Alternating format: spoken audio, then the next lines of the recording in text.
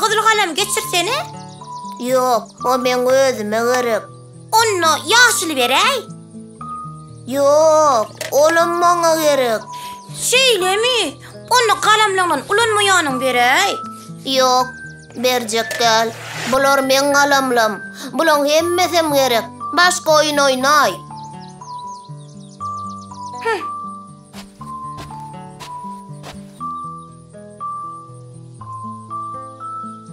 Ha?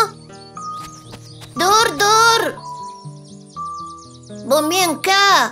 Düşdü varsın. Bu seni götürmez.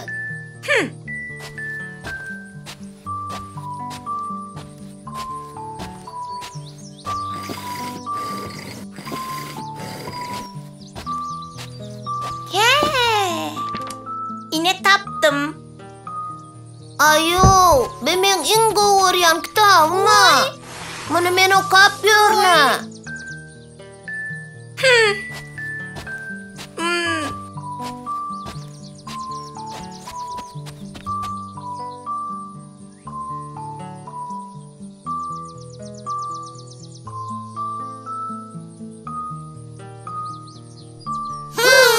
Yok, bolam menki.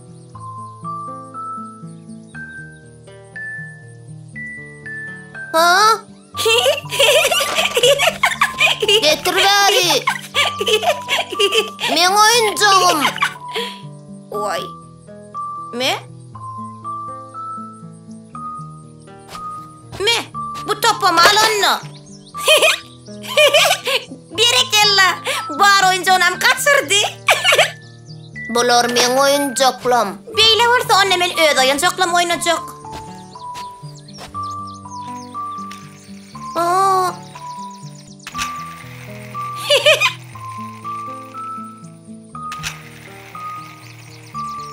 Oğlacık, menem sırp görayın. Yok, bolmaz. Men sırp görne. Barıca gıdak sırp görayın. Yok. Bu menki.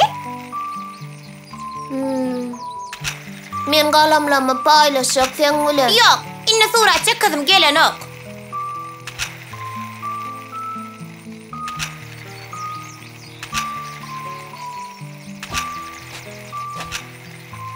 Me, al şu oyuncakları. Yok, tigirli kövüş has edil.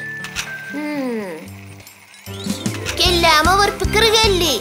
Tigirli kavuşun versen, benim sana ulağım hemen tüydüğüm mereyin. Yer bol ya. Anı ulağa yol verin.